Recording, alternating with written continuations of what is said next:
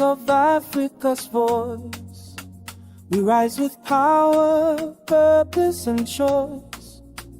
In every code, in every dream, the future is ours, the vision supreme. Until Africa, till we lost the land, building bridges, heart to hand. Through the fires of thought we saw, together we lead forevermore.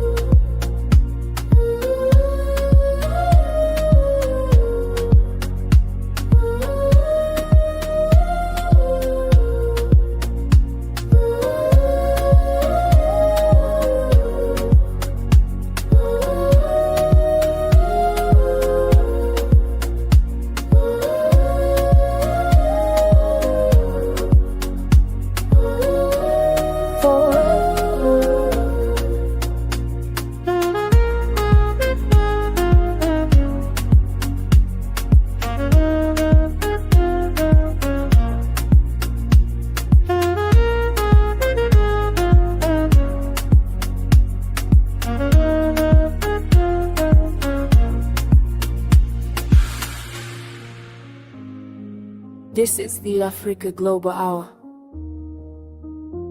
where knowledge meets culture, and Africa's future takes shape together. FTLAfrica, the future is ours. FTLAfrica.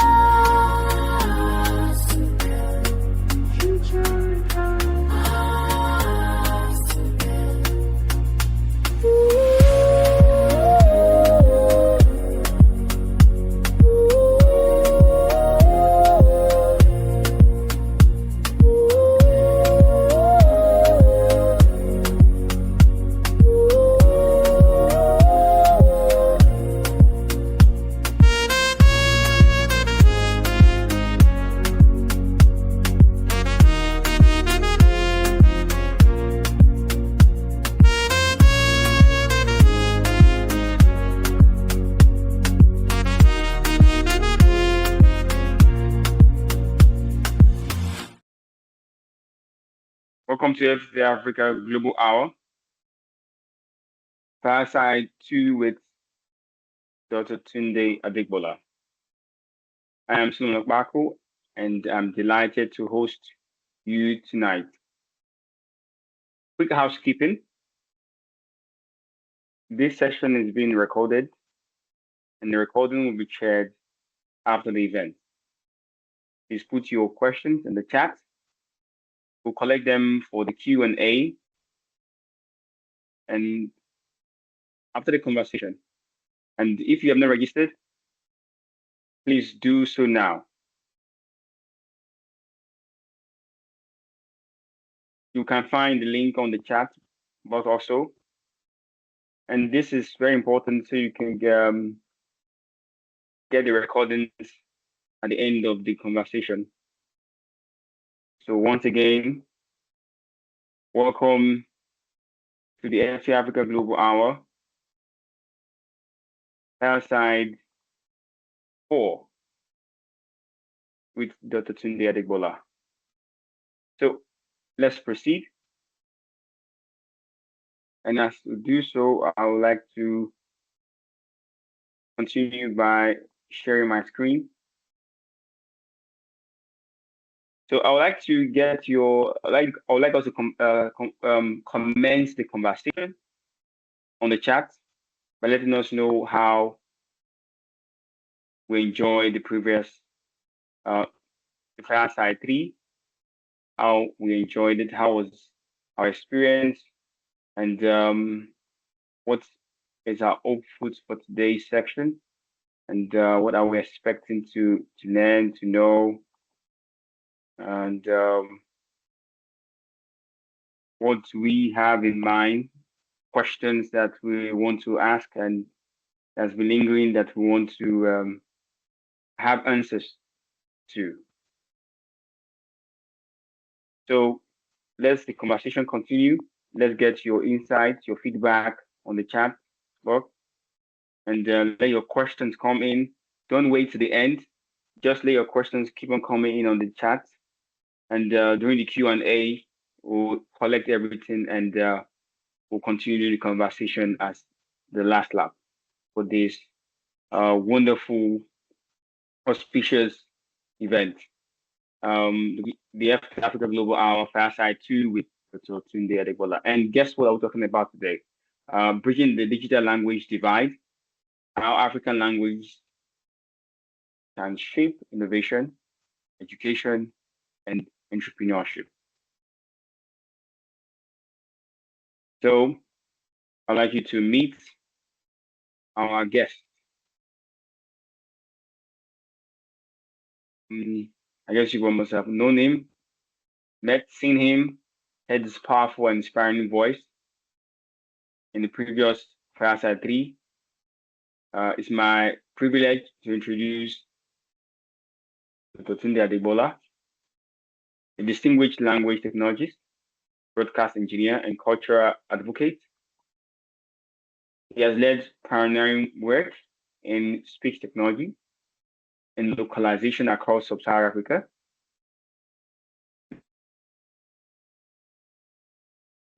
Forums, and has served as an academic mentor, supervising several PhD students at the University of Ibadan. Widely respected as an elder statesman in language and cultural technology, his experience spans industry, research, and cultural preservation. Please wait a rousing ovation with your emojis. Join me in welcoming an icon, a wonderful statement, a man with so much gifts, an intellect, person, and no other of Dr. Tunde Adegbola to FTLAfrica Global Hour Fireside 4. Please let it come. Let it keep on coming. Let it keep on coming. I won't continue if I don't say enough of it. Let it keep on coming. It's when I know it is enough, then I will continue. If you guys don't want me to continue, I'll keep on waiting. Let the reactions come in, everybody. Let me see it. Let me see the love. Let me see the clap. Let me see the reactions. Okay. Yeah. Great. Well done. So, welcome, sir. It's good to have you on the FTLAfrica Global Hour Fireside 4, which is tagged FTL Fireside 2 with Dr. Tunde Adegbola. So, sir, it's once again an honor, a rare privilege to have you on this Fireside conversation. Welcome, sir. Thank you very much. Thank you so much, sir. And before we proceed, don't allow anyone get left out. Continue sharing the invite link. Share it on your status. Let everybody know what is going on right now. Give everyone the opportunity to learn, to be inspired, and also to be transformed. This conversation does not just end in being inspired, but it takes you to the next level of being transformed or becoming an African leader. Yeah, we'll proceed now. Thank you, sir. And I would like to start by an opening question. And this will be a personal one also. Sir, can you tell us briefly what first drew you to language technology and why you have dedicated so much of your career to indigenous languages? Thank you. Well, you see, language is a very, very important feature of the human species. If you look very, very carefully, you'll find that language, the use of complex language to say very, very complex things is one of the unique features of we human beings.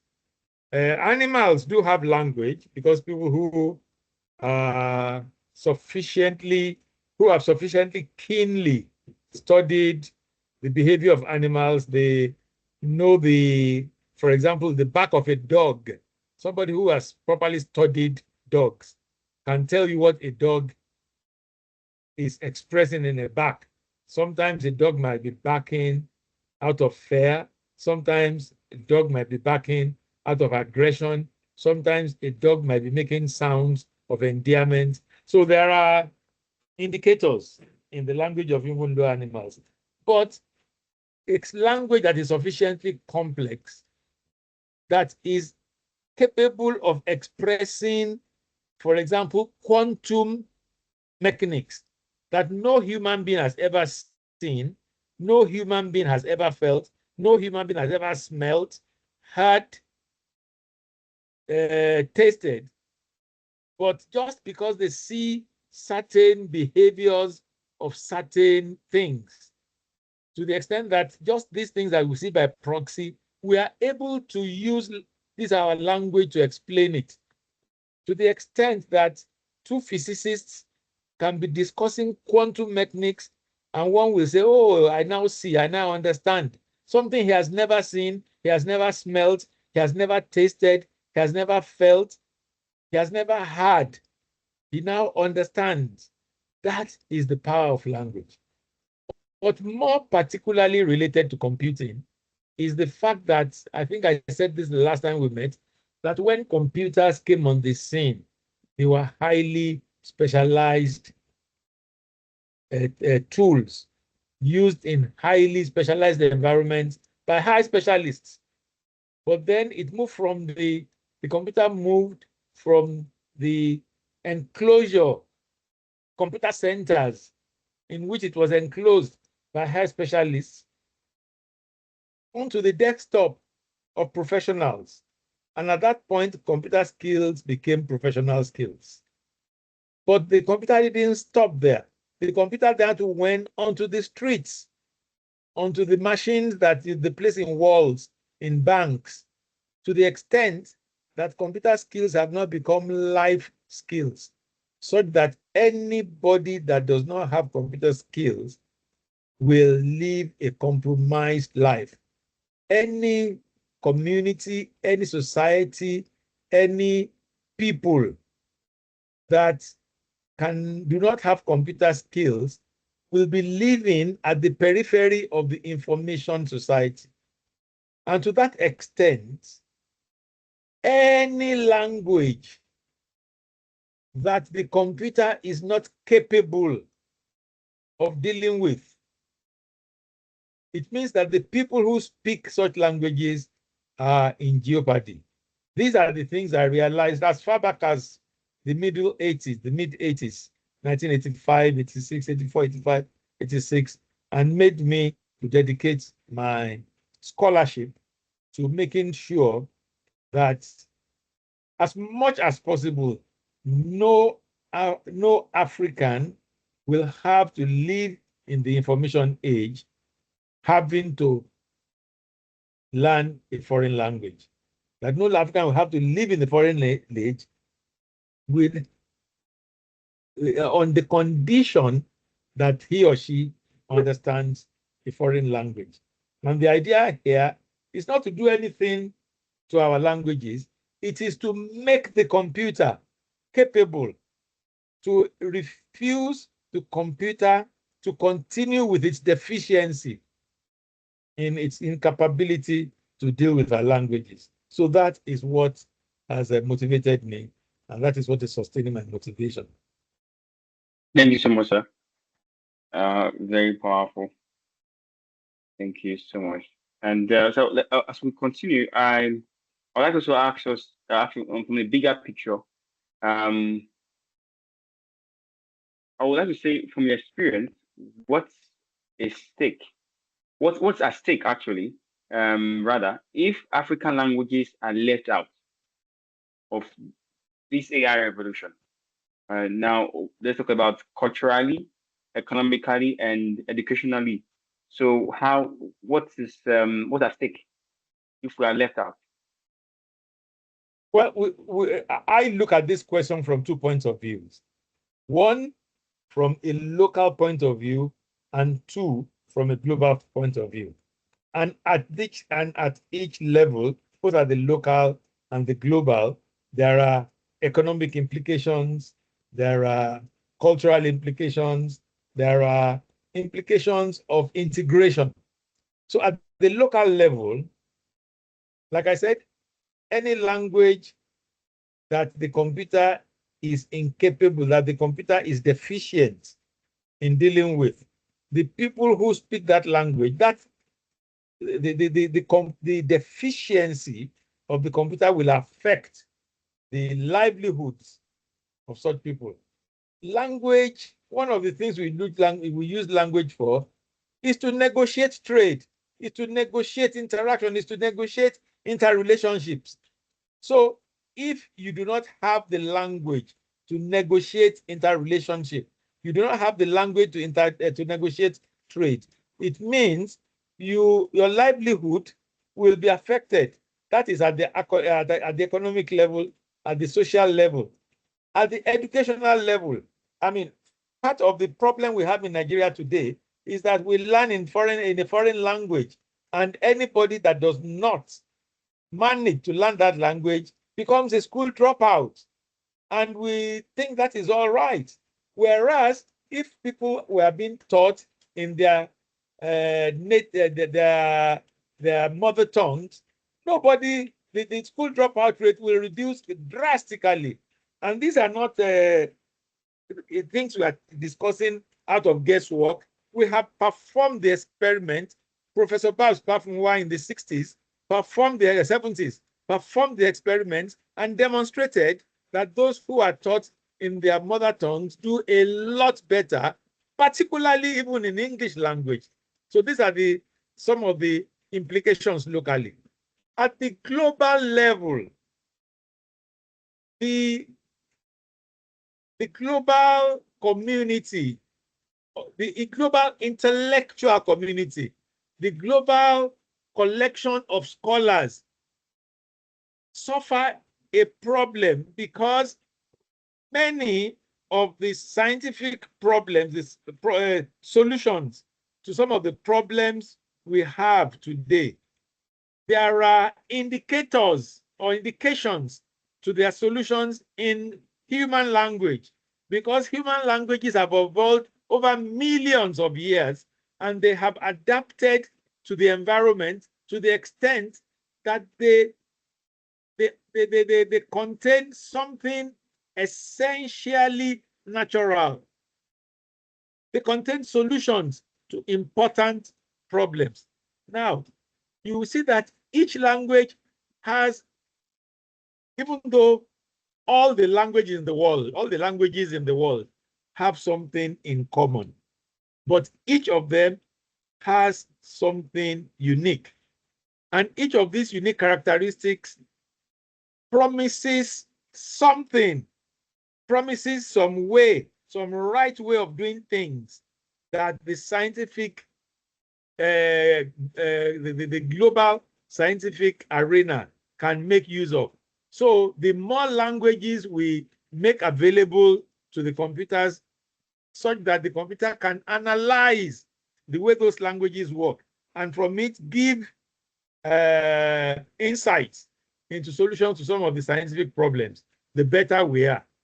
Overall, the global scientific community is the worst for it, for any language that is not available as a means of seeing history, as a means of seeing how things have been done in the past and how the language has evolved to solve the problems of its speakers. Wow, thank you so much, sir. And that perspective is very unique. Taking it from two ends, that's very powerful because there's both a local implication and a global implication. Thank you so much, sir, for pouring out that insight. So I don't know if you are still waiting to, I would say, give this section out to people. Share it on your status, the links on the chat. Wait no longer. No one should be left out from this very inspiring and transformative conversation. share the link on your status, share it to your friends, tell them there's something going on right now and they need to join to get impacted. So I would like to just ask this quick question, sir. It's a follow-up question from what you're talking about. Can you share one memorable project or moment that illustrates your point? Oh, interesting. You know, one of the areas of human language technology, computational linguistics, and natural language processing that I've worked is in the way that words are formed. You know, the way that words are formed differ from language to language. But when you look closely at the way words are formed, you will find that there is a quest for economy. There is a quest for compression, information compression. So every language, you will come across verbs, for example, and you will find out that some of these verbs can be converted into nouns. You can derive nouns from these verbs. I take a language like Igbo, for example, you have a word like ke, from which you from okike. You have a word like bear, which from you find obibia, you know, because if for every language, if for every word you choose a unique sound, then the human being has to learn all these sounds and put them in the head. But if you do it in such a way that, say, go, for example, in English, you have the word go.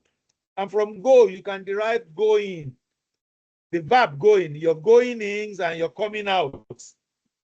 Whereas if you don't do that, you might have a word go for to go somewhere, and the verb of the person going, the person's going, you may call that maybe klublu. So you have to learn the word go and learn the word klublu. So the word formation of every language gives various insights into how we can compress information. And this is one of the things that's going on today with the transformers, where rather than use words as the basic unit of large language models, the transformer in a large language model, you use sub-word units like what linguists will call morphemes.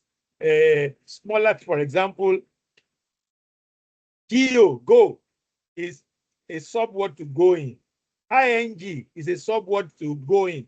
So when you, rather than just use go, when you use, rather than just use the word going as a subword in a large language model, if you use go and you say ing is another subword, which when you combine with go gives you a type of noun which we call gerunds, or a continuous form of that verb. You can then say, well, you can do the same thing to do, to get doing. You can do the same thing to come, to get coming. You can do the same thing to say, to get saying, and on like that. So, but you find that in every language, there are unique ways of forming words. And all these unique ways of forming words are unique ways of compressing information. So if we learn from very many languages, by various ways by which information can be compressed, we'll find that we are able to do compression, which is very fundamental to computing. We'll be able to do better at compression. We will get easier information retrieval. We will have a lot more efficient information systems. So that is an example, and that's one area in which I'm working, because the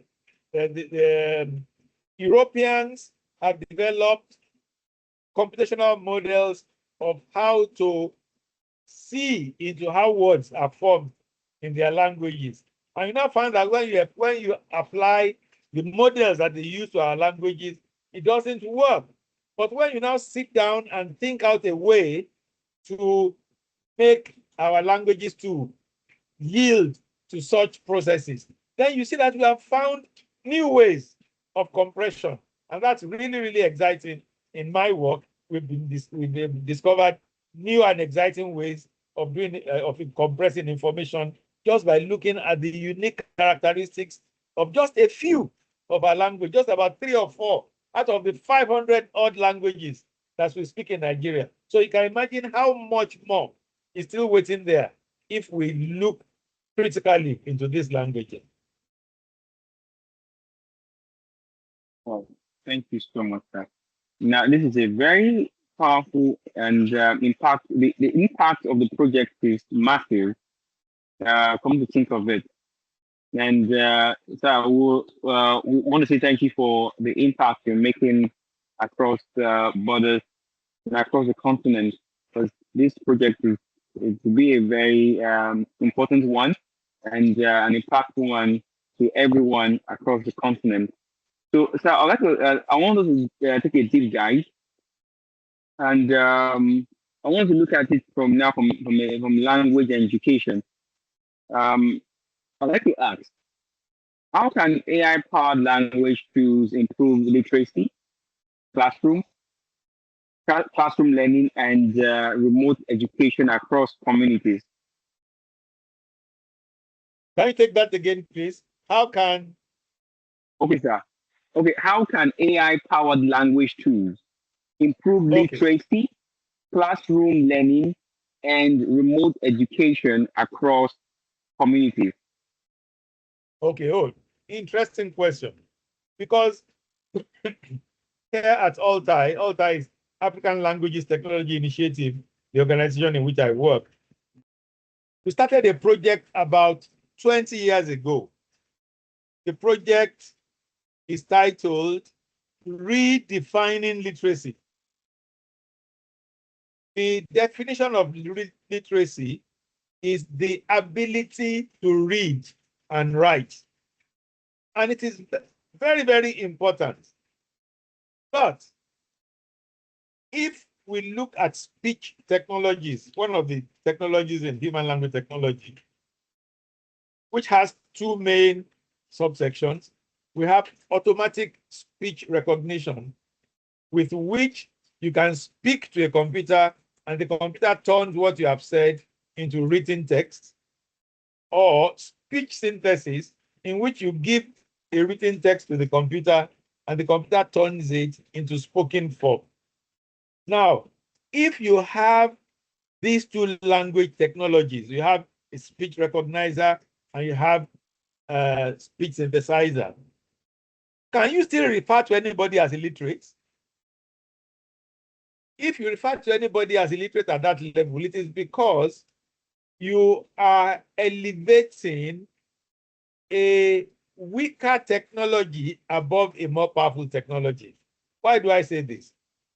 What makes people claim to be literate today is the fact that you know how to use ink to stain paper in such a way that it carries information. But that's a very, very basic technology. But what do you think about a technology in which you speak to the computer and the computer turns what you have said into writing? And you present written text to the computer and the computer sends it to speech. So at that stage, nobody can be said to be an illiterate in that language anymore. So our objective was to convert the definition of literacy from the ability to read and write to the capacity to interact with literature. So if somebody sends you a letter and you pass the letter into a computer program and the computer program reads the letter to you, or you want to send a letter to your grandson and you speak what you have in mind and it writes it out and sends it to your grandson, are you still illiterate? The answer is no. So that is one example in which the AI, ICT, and particularly some of the new developments in AI have implications for literacy. In the area of education, if we can use computers for automatic translation, it means we can take any book in physics, any book in chemistry, no matter how complex, be it written by a Nobel Prize winner or be it written by a modest secondary school physics teacher, in any language, we can get the computer to translate it into any other language. So the language barrier in education has been removed. So these are some of the areas in which these technologies can make a lot of impact.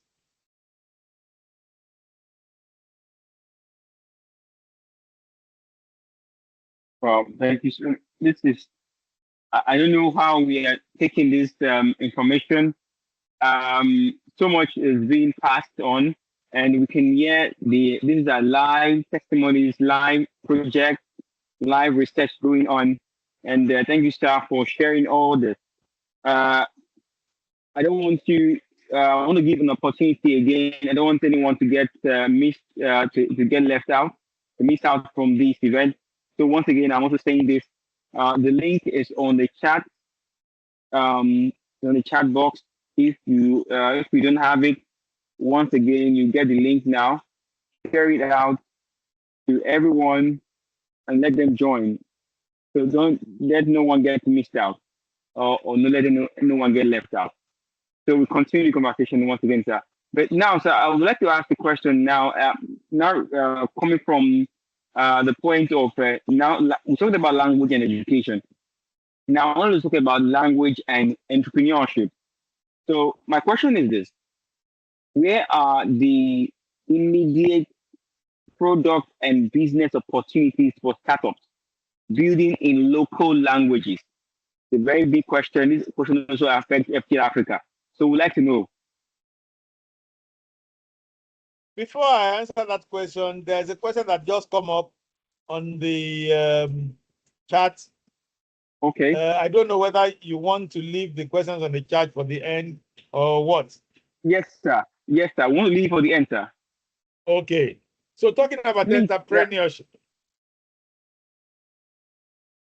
Please, sir, go ahead, sir. Talking about entrepreneurship. See, the first thing we need to realize is that the 200 million odd Nigerians that we talk about, we now know that there are more than 200 million telephone lines in Nigeria. But the fact that certain people, many people have more than one telephone line means that we have not necessarily covered all the 200 million Nigerians with telephone, but we can be sure that an appreciable number of Nigerians have access to telephones.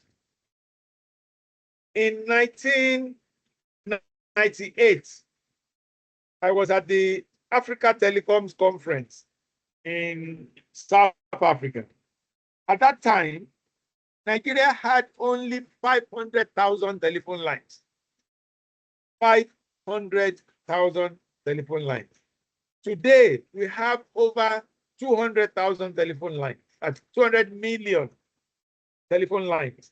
The reason why telephones penetrated that easily is because telephone does not demand of you ability to read and write. Neither does it depend of you ability to speak in English. You can use the telephone in your language. So if we there, and the reason why the computer has not penetrated that deep is because the computer demands of you these two capacities. One, the computer demands of you ability to read and write, and two, computer demands of you ability to speak English, because you cannot manipulate the computer in our local languages. Now, whenever we break that language barrier, we are opening the door to millions, more millions of Nigerians. And there lies, even in the area of, if it's just selling computers to such people who have always admired people who are carrying computers around and who say, well, I people don't know what they're using it for. I don't know how to use it.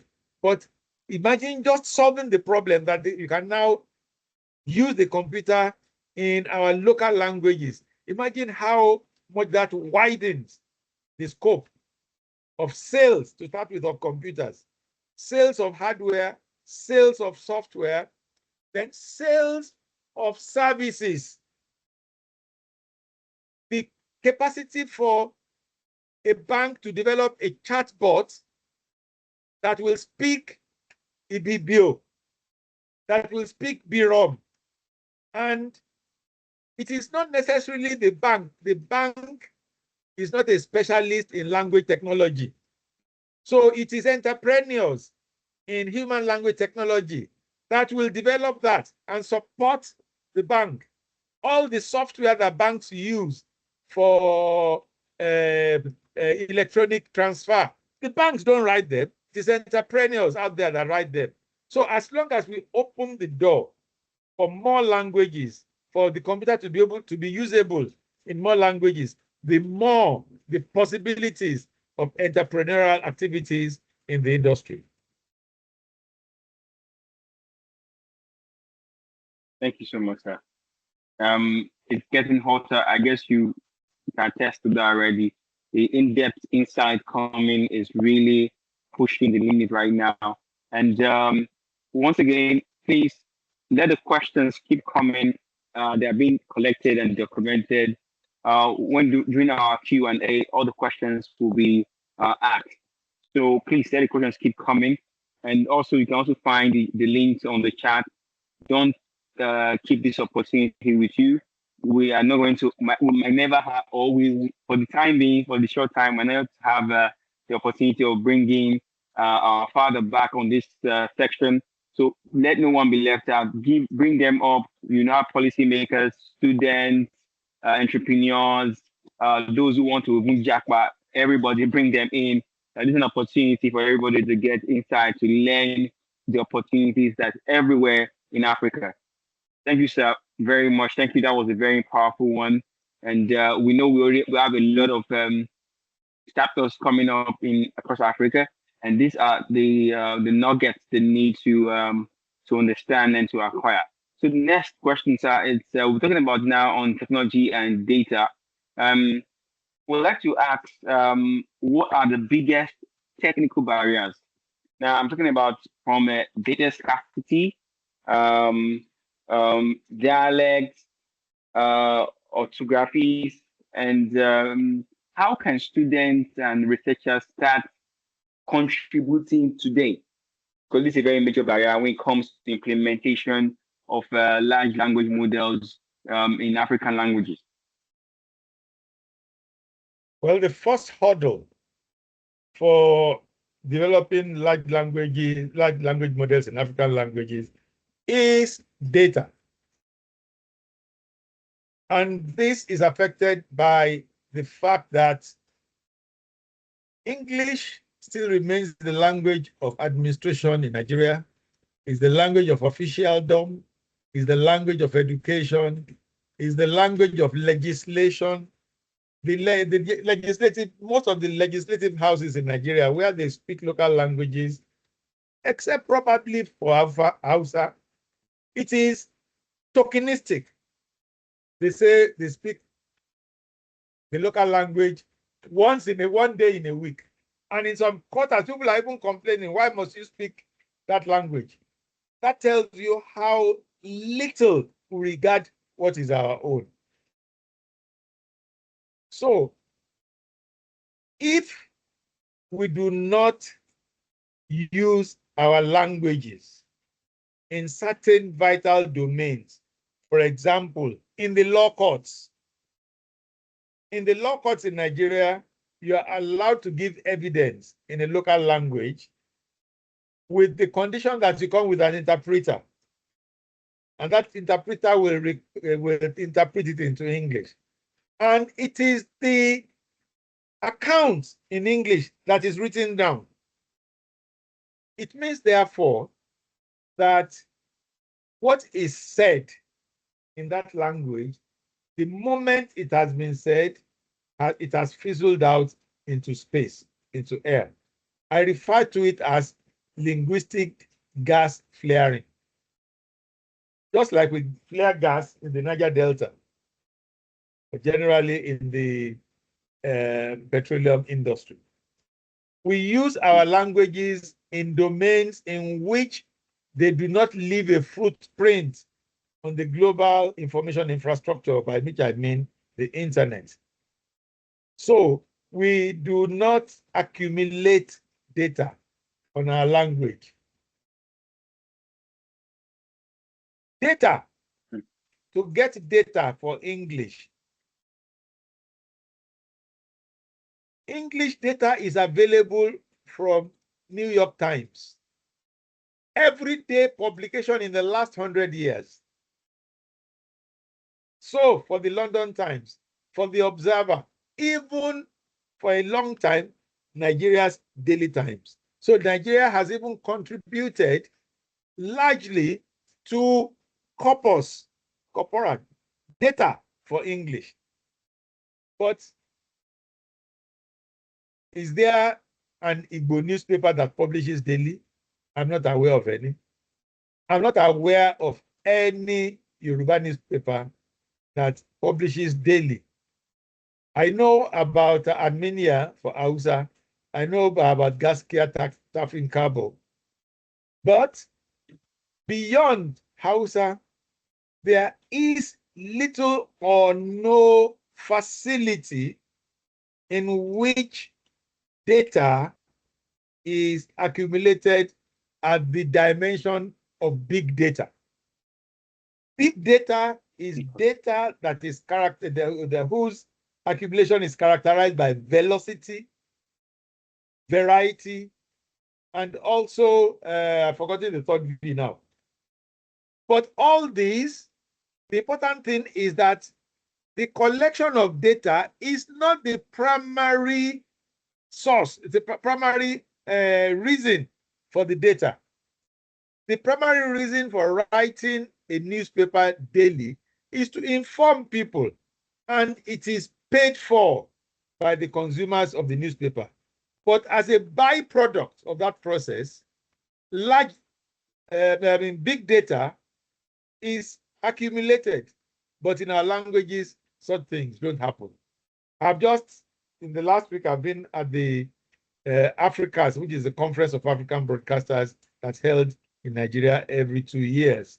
And one of the points I kept making strongly there is that if we are going to accumulate big data, one area where we can do it, the easiest place where we can do it as of today is in broadcasting. Let us just ensure that nothing that is said on radio is allowed to be treated as linguistic gas flaring.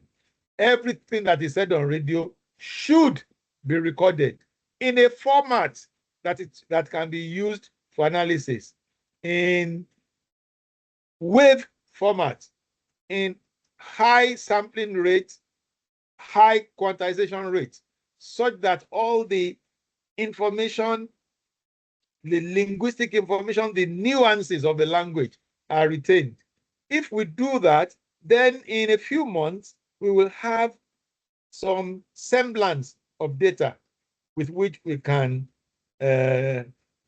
build large language models. For now, all the efforts that we make in building large language models are inefficient, because what we are doing is we are spending money, we are dedicating funds to get people to sit down, be writing and be collecting data, whereas the collection of data in big data is a byproduct of the use of the data. Like I said, the reason why you publish newspapers is not so that you can collect data so that I can build big data. The reason why you publish newspapers is so that people can be informed. So we need to use our languages in domains where they will leave footprints, such that as byproducts of the reason for which we are using the language, we will have a big data accumulated.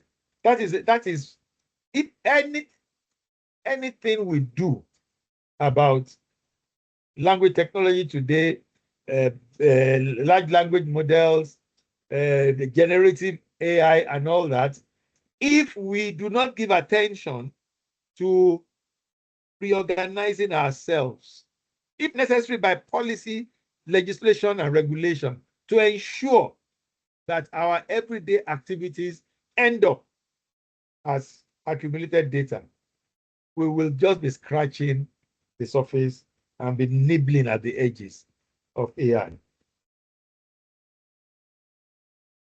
Wow, that was in depth and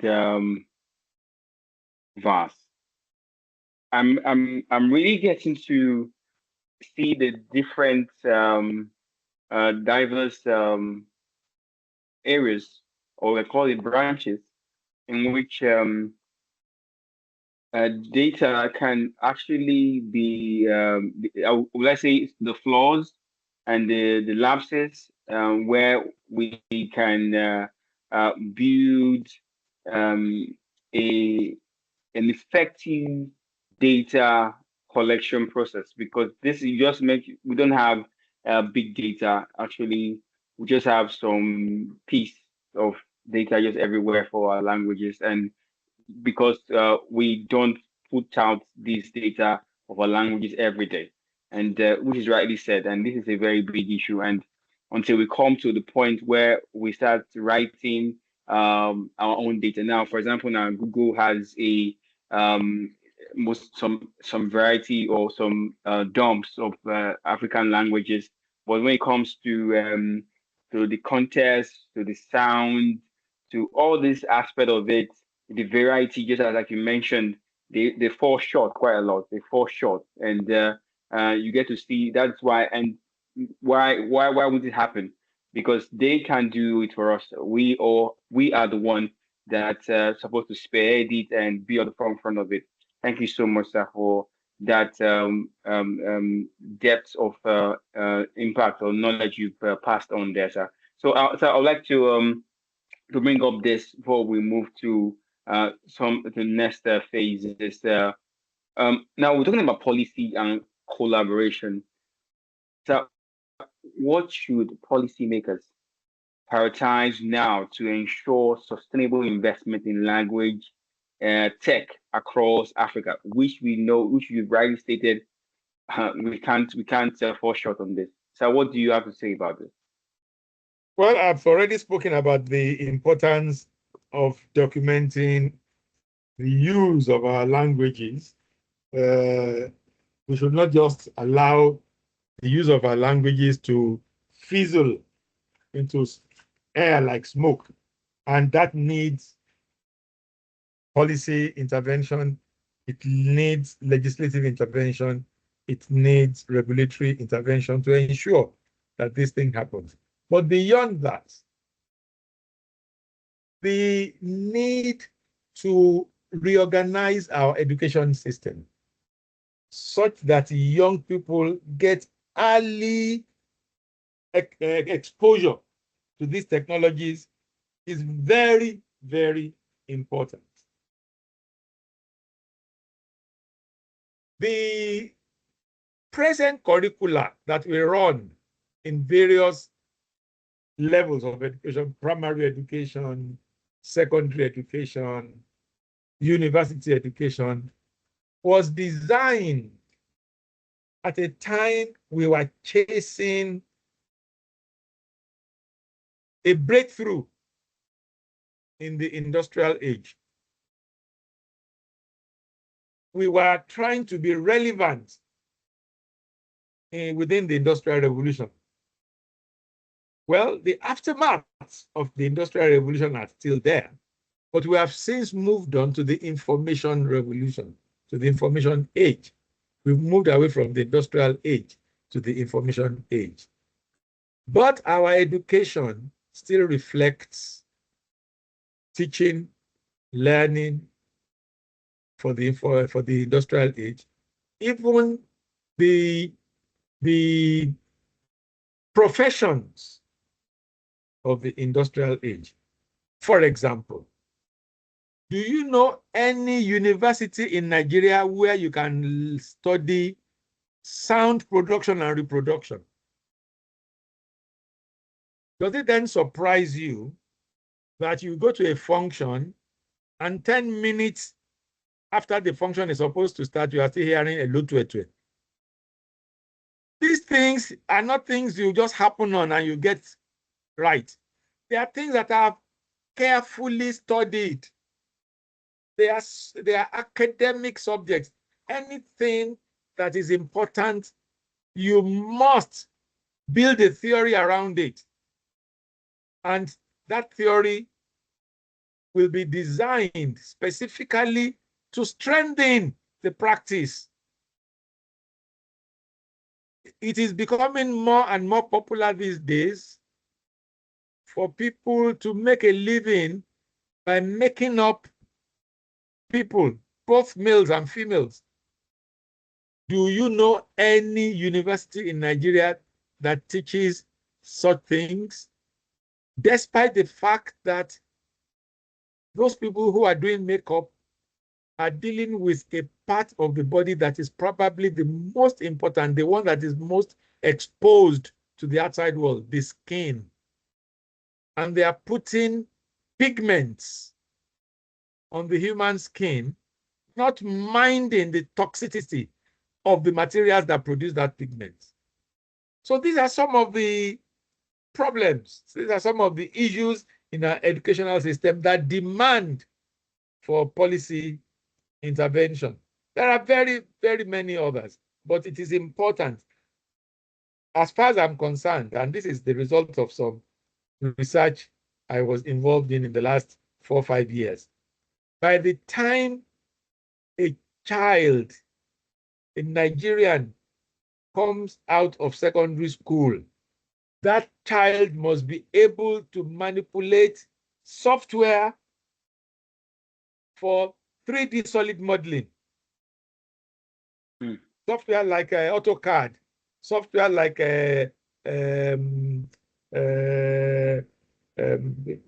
various software that you can use to do 3D solid manipulation. And there are many open source free software that do very, very well.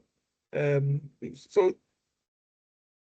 such that when these young people go to university, they will not be taught bending moments, applying weight to a line, an imaginary line.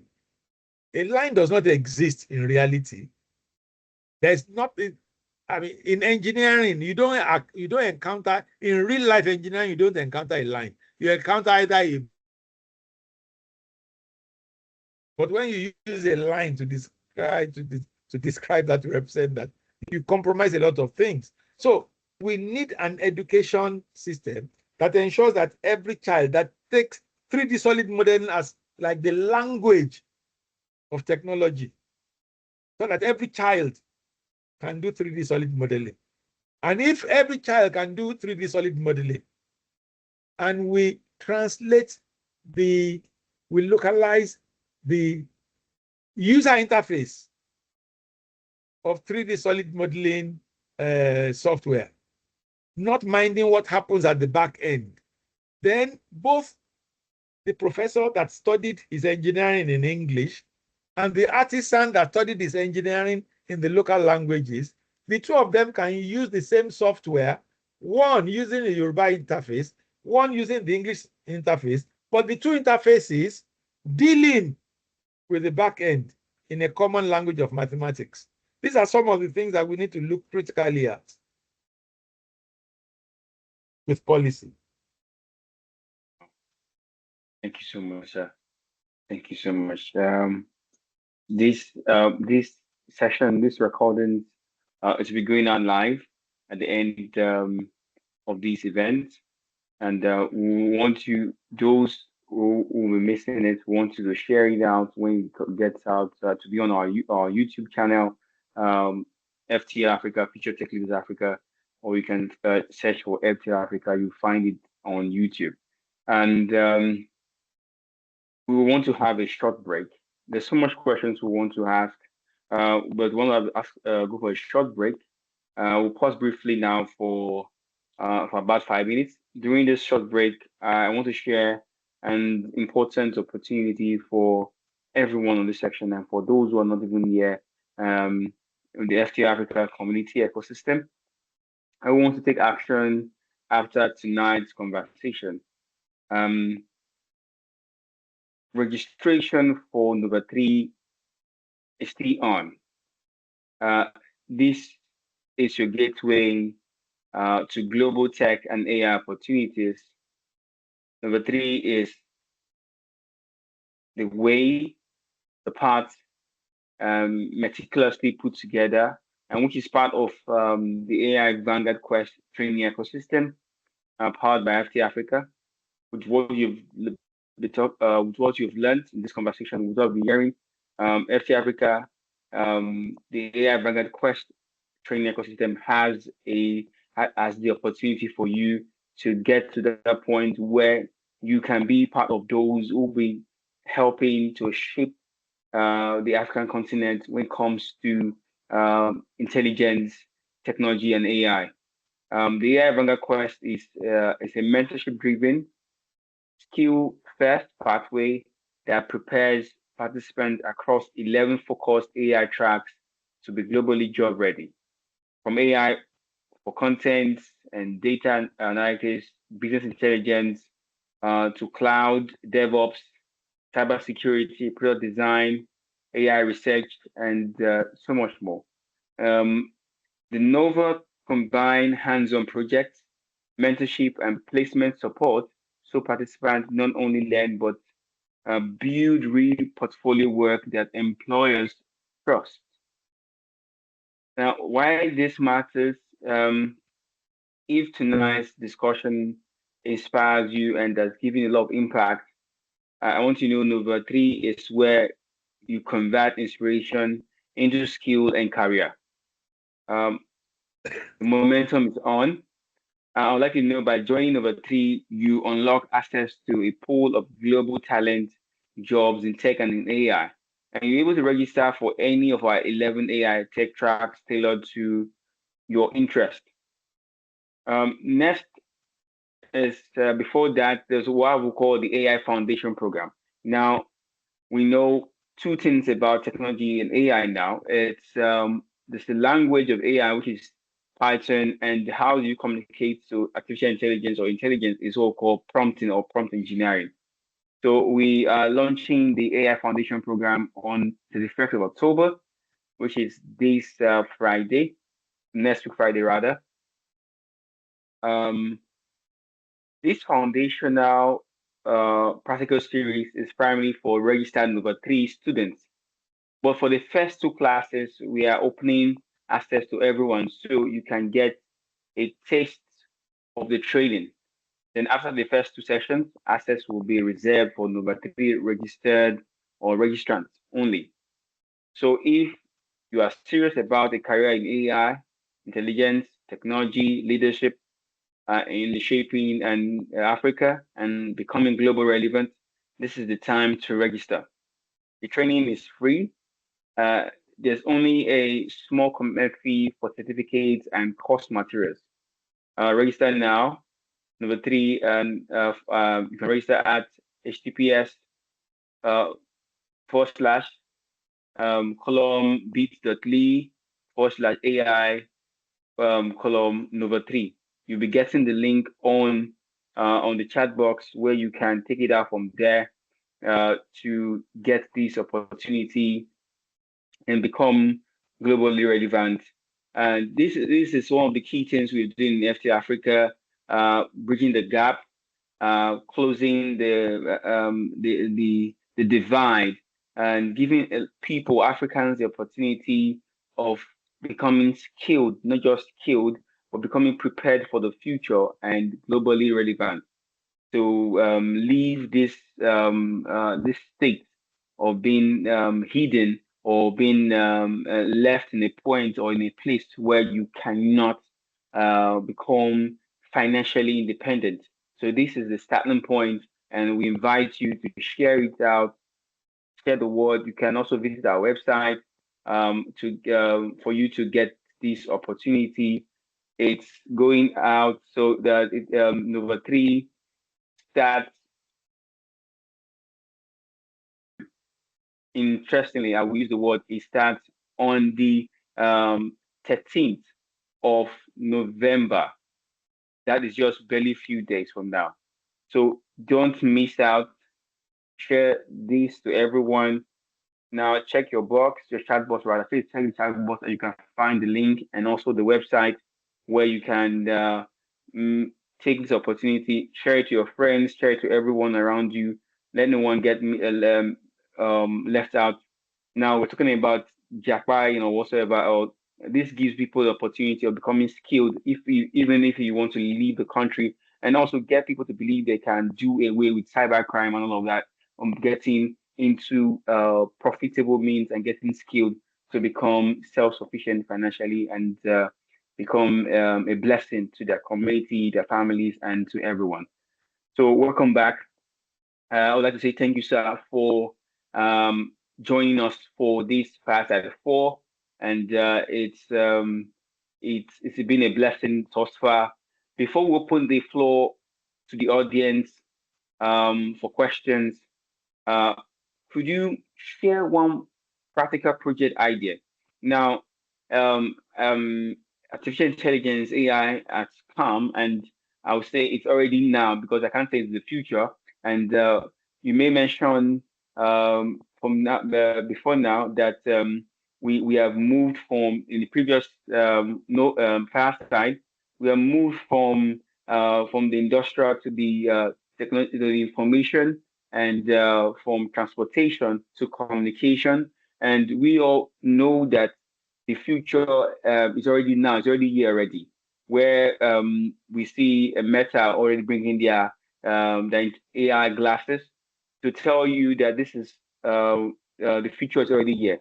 Now, for Africans, so I don't know if you can just share this one practical project idea that students, policymakers, entrepreneurs, and this Fireside participant can start this week to contribute to large language tech in their community, and that could be a future project. Well, one of the problems of Nigeria, even though, well, let me not say a problem, one of the circumstances of Nigeria is cultural pluralism and linguistic pluralism. We are said to have over 500 languages. And please be not deceived. We do not understand English. What we speak is really not English. If you think you speak good English, go to England and count the number of times that the person you are talking to says, "Pardon me." That tells you how good your English is or how bad it is. So, what am I talking about? There is sufficient theory available today. There is sufficient understanding. There's sufficient mathematics. There's sufficient physics. There's sufficient basic hardware that we can use to make a person pick up a phone, speak in his local language, his mother tongue, and because the person that he dialed whose phone number is dialed is identified as, say, a Hausa speaker or an Ibibio speaker or an Efik speaker or a Kanuri speaker, this person is speaking his own language, let's say Igbo, and he's speaking to his interlocutor, who is Kanuri. The Igbo man is speaking his Igbo language. The Kanuri man is hearing him or her in Kanuri. He is speaking back Kanuri, and the Igbo person is hearing Igbo. It is not rocket science. I mean, like my friend will say, who used to work in NASA, when he hears me say it's not rocket science, he says, what if it is rocket science? After all, it is human beings that do rocket science. It is it's something that is doable. In fact, there are building blocks in what I've just described that is doable as an undergraduate project. All it involves at on level speech recognition, in which the speech is translated into written text, because all automatic translation today happen essentially in written text. So the first level is translate from speech to written text. Then do automatic translation between the two languages in written text, and then transform the written text using speech synthesizer in the appropriate language at the other end. It may not be simple, but it is straightforward. And I say it may not be simple because there are layers and layers and layers, but that does not make it undoable. The fact that something is complex doesn't mean it is intractable. There's a difference between complexity and intractability. If we apply our mind to it, if we say, okay, so universities, this is your part of it. So universities and polytechnics, this is your part of it. Oh yeah, by the end of 6 months or 1 year, let us meet to look at what's going on. So that is a typical thing we should be looking at. That's the kind of problem we should be trying to solve. The reason why that technology is not available today is not because it is difficult. It is because those who are controlling the direction of technology do not need it. But we need it. We may not be controlling the direction of technology, but there's something unique about computer technology.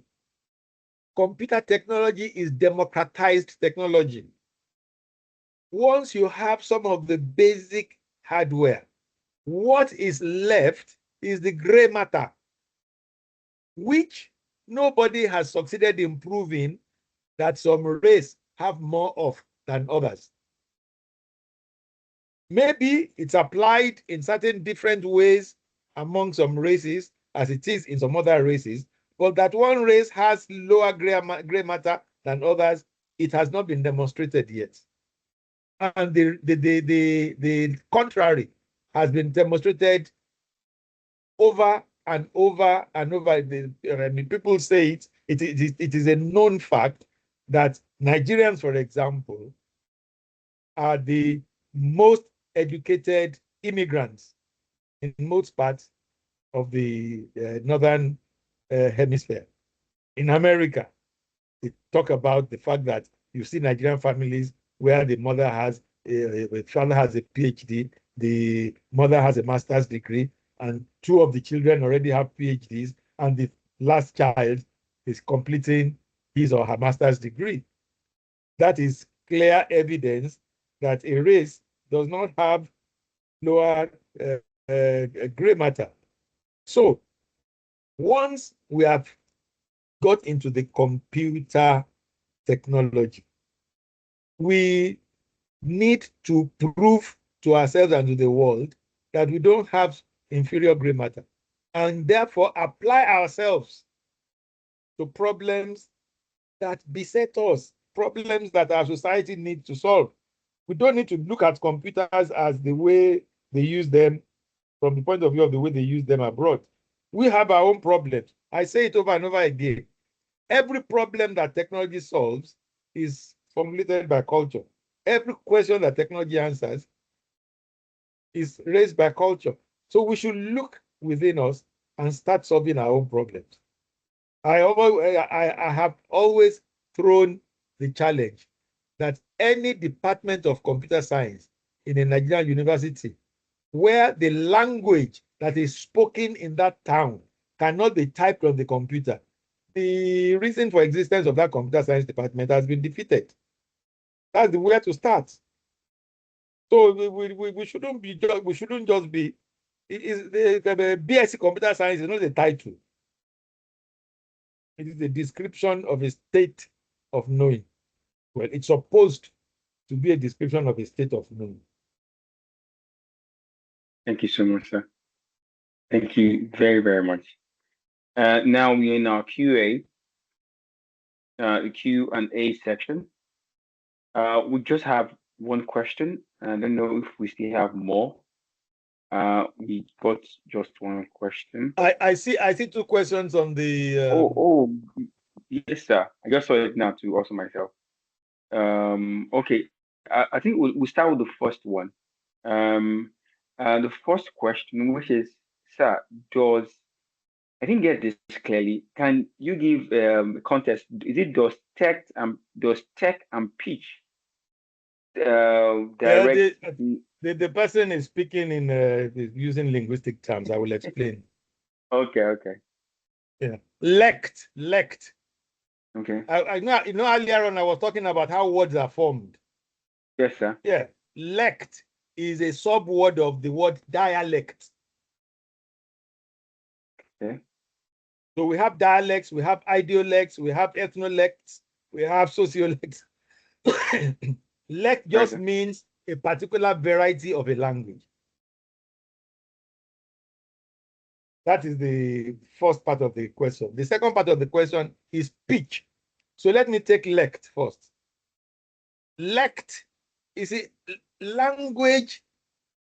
There's no language that is homogeneous.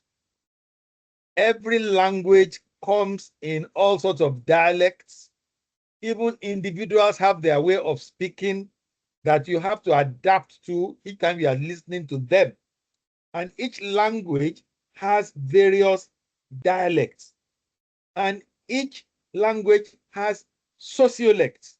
That is the way a social grouping talks. For example, Gen Z language. Somebody like me can be in the midst of a Gen Z and I don't even understand what they're talking about. And they claim to be speaking English. And even if I start using terms that we used when I was a young person, many of you will not understand. So this is the issue of lex. So, but you see, when we are talking of language technology, we more often than not are talking about the standard form of a language. Incidentally, because literacy came long before language technology, literacy had played the role of standardizing languages all over the world. So you go to England, for example, the young men in London who speak with their Cockney accents.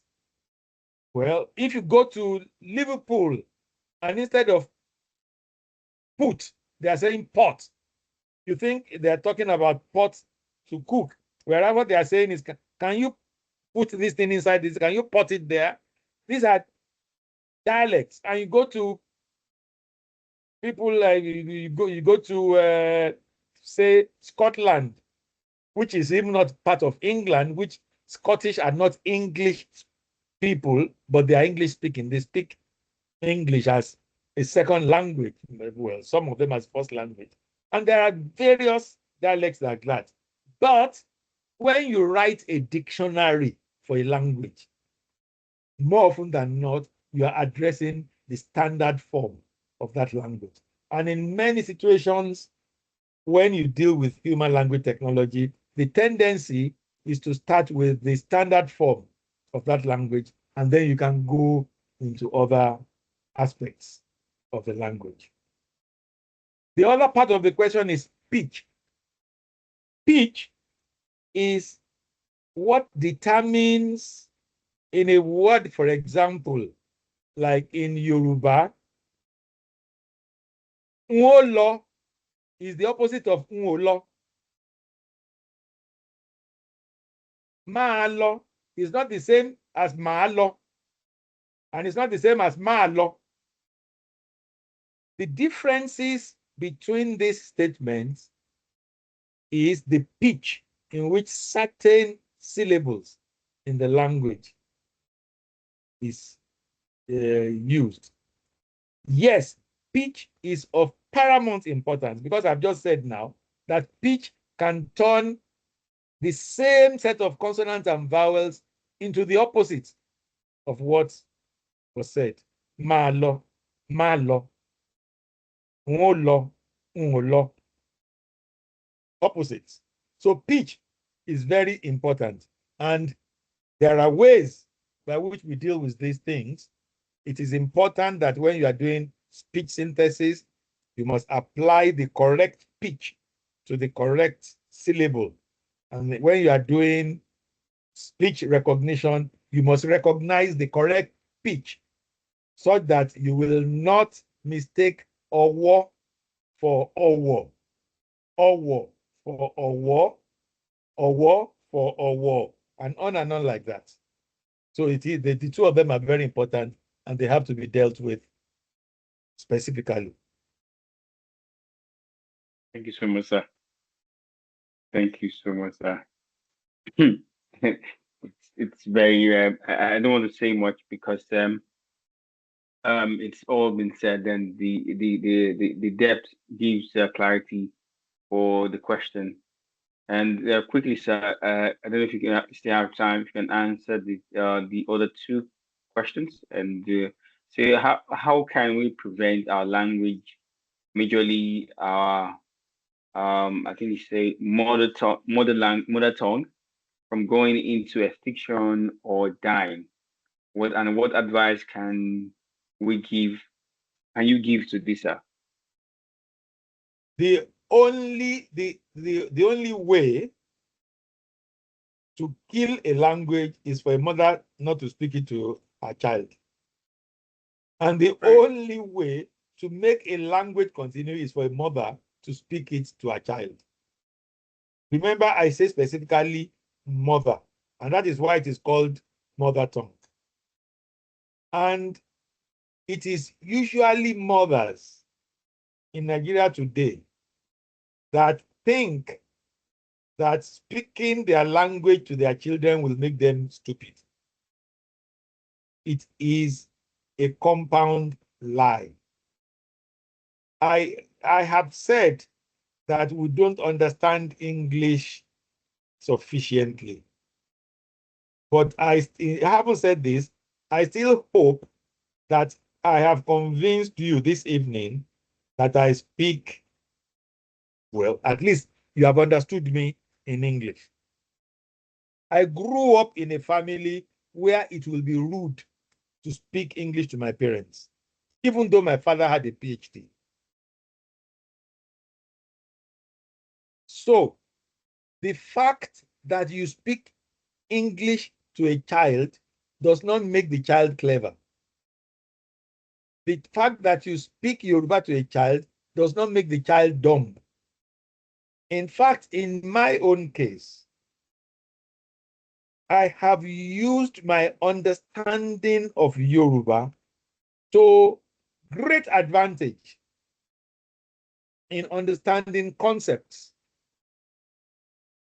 in science and technology, in computer science, in information theory, in very complex scientific principles, which the Yoruba language puts in a very, very simple way. So The only way to kill a language is just stop, don't speak it to your children. That's all. In 2-3 generations, the language will die. But if you continue to speak the language to your children, then the language is safe. There's no magic about it. Intergenerational communication is the elixir of a language. I hope I've answered that question. Thank you so much, sir. Yes, correct, sir. Thank you, sir. Thank you so much. We are about winding down on this fireside. I hope everyone has, we're not in the church, I will say, hope you have been blessed, but I hope you've been impacted, because this actually, everyone that has been here on this section, I know it's been a very transformative one, and you've taken from 0 to 1,000, actually not even 100, because with all the nuggets being passed, it can't just be less than what the impact you'll have acquired on this section. Just a quick one. I would like to tell you about Fireside 6, Fireside 5.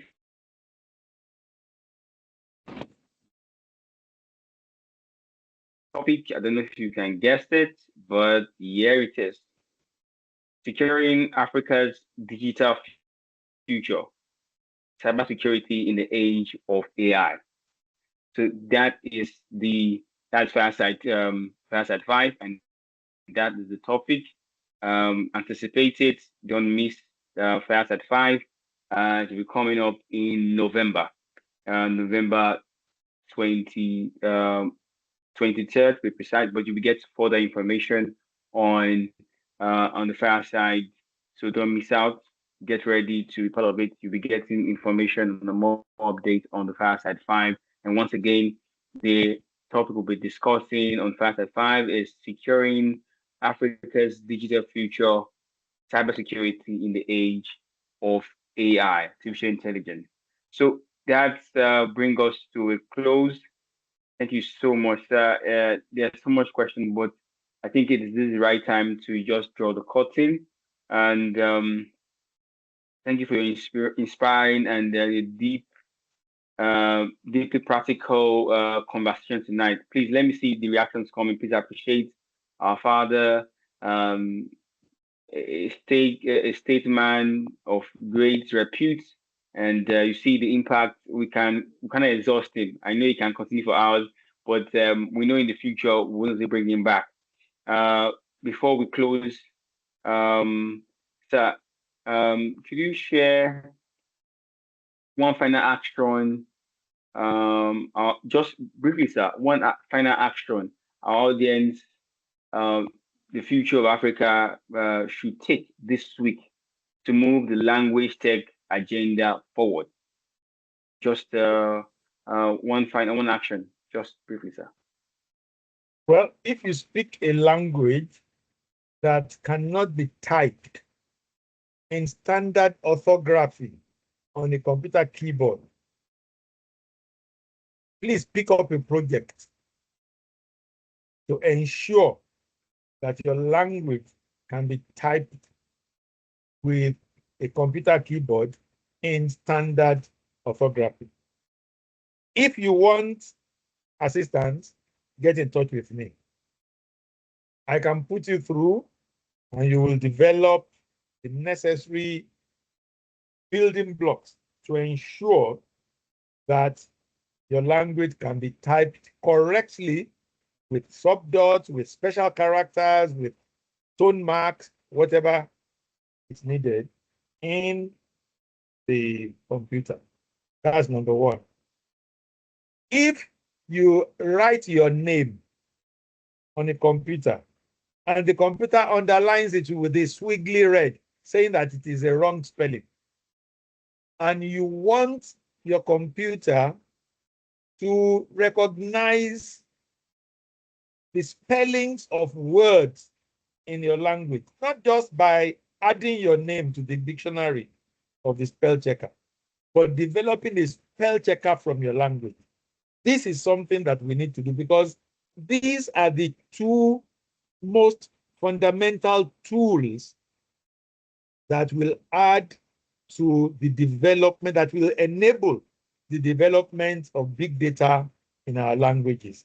We need a means by which we can type our languages into the computer, and we need a means by which we can ensure that we have written the words correctly.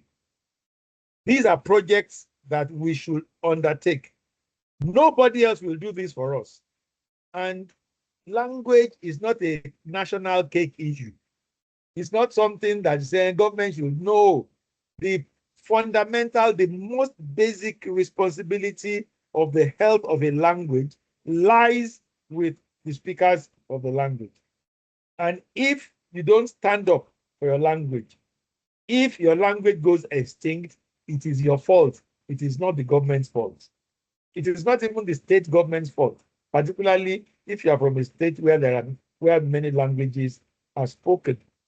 So let us start thinking, how can we ensure that our languages can be typed in standard orthography on a computer, and how can we ensure that the computer is sufficiently capacitated to be able to detect spelling errors in our languages? I think that's very, very good place to start for developing our languages further. Thank you so much, sir. Now you see you have a blank check. Yeah, you could reach out to Tunde Adegbola via our email, futuretechleadersafrica@gmail.com. Then we'll take it up from there. So thank you once again, sir. And to everyone who joined us, a quick reminder, watch or share tonight's recording live within 24 hours. You need to be on our YouTube, Future Tech Leaders Africa or FTLAfrica. You find it on our YouTube channel. Register for Fireside 4, our future events via the https://bit.ly Fireside with Tunde Adegbola, and please register on the links so that we could share the link when it goes live on YouTube, and also register for number 3, your gateway to global tech job and AI Valid Quest training. And the AI Foundation program begins the 1st of October. First class is open to all. Full access for number 3 students. Visit our link, the website is on the chat board. You can see everything there. I want to say thank you once again for joining. We look forward to seeing you at the next Fireside. Good night, stay inspired, and keep on making Africa proud. That's all for us from FTLAfrica and the entire ecosystem. Bye for now. Thank you. Bye-bye. Thank you, sir, once again.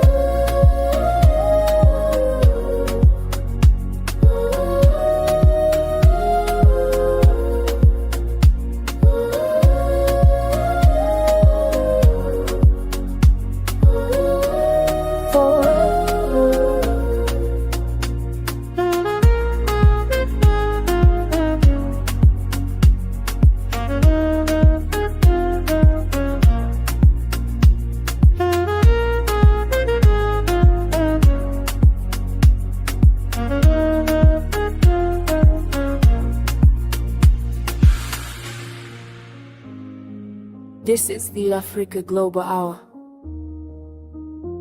where knowledge meets culture, and Africa's future takes shape together. FTLAfrica, the future is ours. FTLAfrica.